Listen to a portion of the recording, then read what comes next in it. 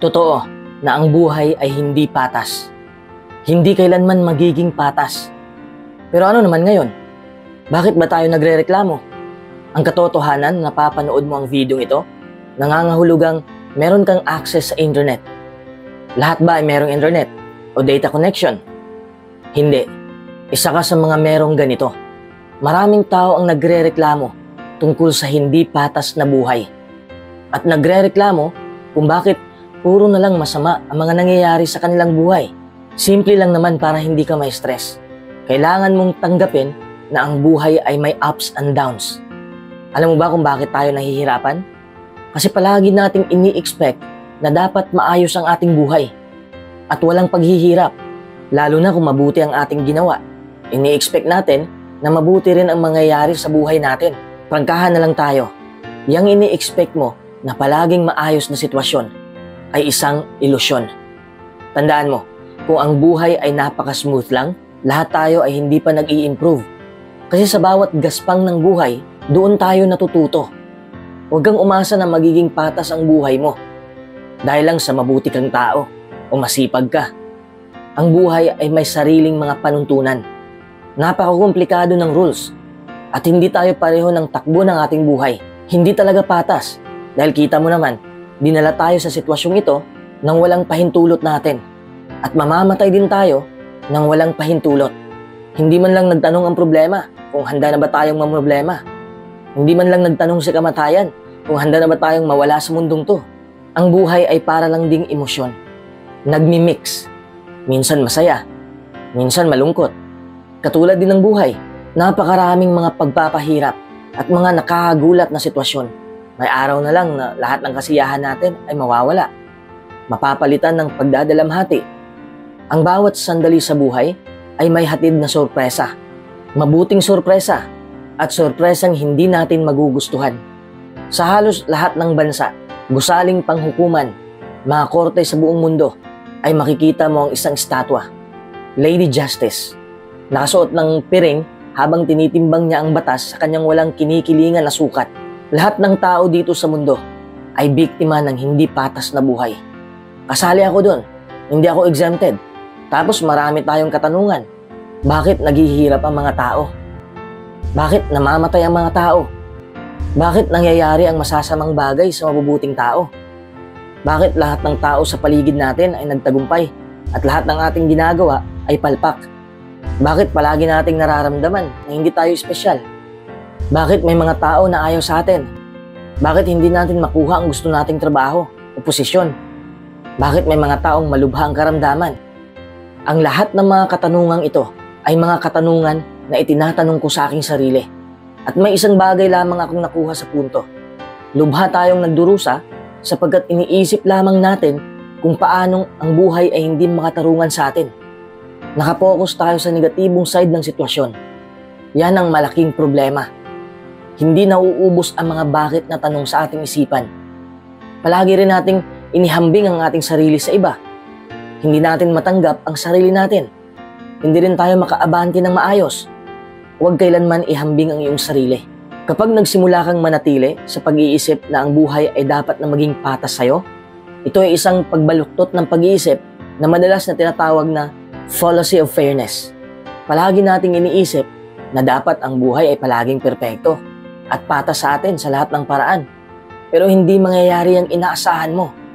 Ito ang isa sa mga dahilan kung bakit nade-depress ka. Kinukontra mo kasi ang panahon. Hindi patas ang buhay. Gaano mo kadalas iniisip yan?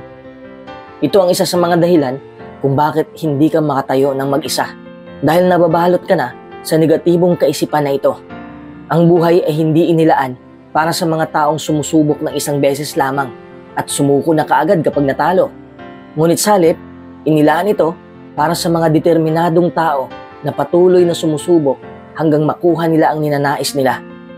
Alam mo, huwag mong sayangin ang oras mo sa kakaisip ng hindi patas ang buhay.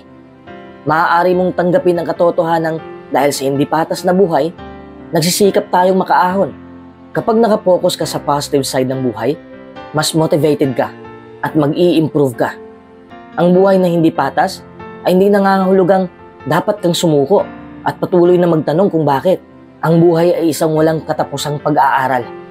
Kapag nangyari sa iyo ang masamang bagay, maaaring hindi lamang ito isang masamang nangyayari sa iyo. Maaaring isang pagkakataon rin na matuto ng bagong bagay tungkol sa iyong sarili, tungkol sa kung paano paikutin ang buhay mo, kung paano mo itulak pataas ang sarili mo. Ang buhay ay hindi patas sa atin upang magising tayo sa katotohanan at itulak tayo patungo sa ating kaginhawaan. Kahit anong gawin natin, mangyayari ang masasamang bagay sa atin. Magpasalamat na lang tayo dahil sa mga pangyayaring yon, tayo ay naging handa sa isang hindi nakikitang labanan. Things don't always go smooth the way we want it.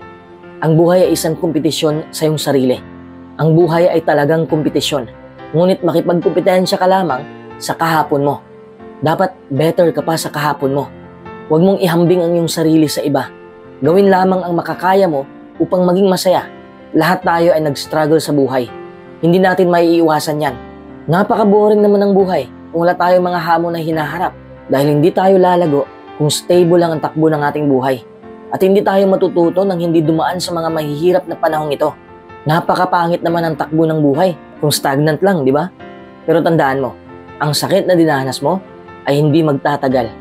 Ang mga mahihirap na oras at balakid ay naghihikayat sa atin na baguhin ang ating sarili. Pagbutihin ang ating sarili at patuloy na pagtagumpayan ang mga limitasyon. At huwag mahulog sa bitag ng kadiliman. Dahil lamang mahirap ang sitwasyon ngayon at nakakalungkot, hindi nangangahulugang mananatili ito sa ganitong estado. Ang isang bagay na alam kong sigurado, ang lahat ng bagay ay lilipas din. Hindi magtatagal. Kung magtatagal man ito, siguro wala ka nang nakikitang tao na masaya ngayon at wala kang maramdamang kaligayahan sa mundong ito. Sapagkat lahat ng oras ay nakadarama tayo ng sakit. Di ba? Nakuha mo ba ang punto? Ayos lang na hindi ka komportable dahil malalaman mo lang ang pakiramdam ng kagalakan kung naramdaman mo na ang pighati. Huwag kang manatili sa pag-iisip nito. Hayaan mo silang dumaan sa buhay mo. Meron kang kontrol sa iyong buhay, sa iyong mga desisyon. Wala kang kontrol sa mga pangyayari sa paligid mo. Gayunpaman, meron kang isang mataas na antas ng kontrol sa iyong buhay sa pamamagitan ng iyong pagdidesisyon.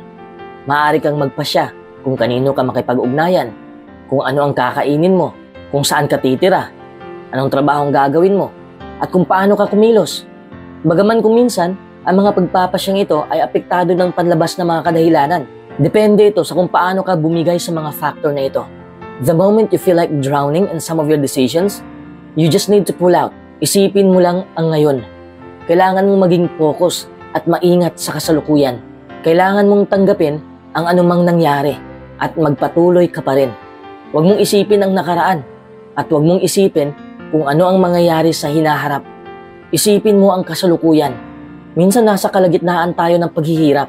Tila pakiramdam mo ay natamaan ka ng isang bagyo na hihila sa'yo sa napakaraming magkakaibang direksyon. Binibigyan ka ng mabigat na tungkulin na kailangang pag-isipan kung aling daan ang lalakarin. Ang nakaraan ay natapos mo na at ang inaharap ay puno ng mga unexpected happenings at wala pang posibilidad kung magkakatotoo ba yon. Habang lumilipas na ang nakaraan at ang hinaharap ay hindi mo pa alam, ang kasalukuyan ay laging ligtas at kaya mo itong kontrolin. Tanggapin mo ang katotohanan ito. Ang buhay ay hindi pwedeng maging patas. Sa sandaling magsimula kang mag-isip tungkol sa kung bakit mahirap ang buhay mo, doon ka nagsisimulang maging hindi patas sa iyong sarili. Tanggapin ang katotohanan hindi ka palaging masaya. Hindi ka palaging mananalo o hindi ka magkakasakit. Ang bawat isa sa mga ito ay nagpapalakas sa iyo kapag nadaig mo ang mga ito. Natalo ka upang manalo sa susunod, kahit hindi ka nagtatapos sa pagkatalo. Kung palagi ka lang mananalo, hindi mo kakayanin ang mga bagay na mawala kapag natalo ka na. Dapat kang masanay sa sitwasyong ito. Dapat talo ka bago ka manalo upang maiwasan mo ang sobrang kumpiyansa at sobrang kampante. Ang pagiging masyadong maasahin sa kabutihan ay sanhi ng pagkalungkot. Kapag nabigo ang iyong mga inaasahan, tanggapin mo yon at magpatuloy ka pa rin.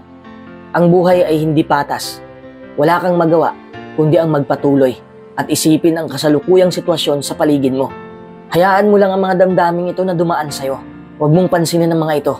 Minsan kailangan nating bitawan ang ating kagustuhan upang makapag-concentrate tayo sa paggawa ng mga kailangan natin, upang mawala na ang sakit minsan maiisip nating sumuko na.